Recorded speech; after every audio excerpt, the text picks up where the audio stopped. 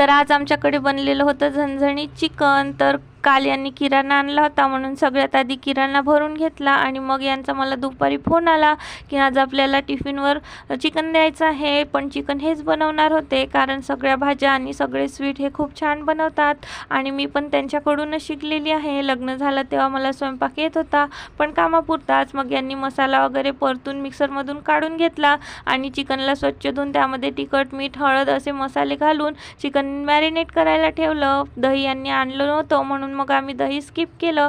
त्यानंतर तेलामध्ये खडे मसाले आणि पेस्ट वगैरे टाकून परतून घेतलं। नंतर टोमॅटोची प्युरी आणि तिखट मीठ हळद असे बेसिक मसाले घालून त्यामध्ये थोडासा फ्रूट कलर ॲड केला आणि नंतर चिकन टाकून लो फ्लेमवर मस्त असं शिजू दिलं आणि नंतर कोथिंबीर टाकून घेतली।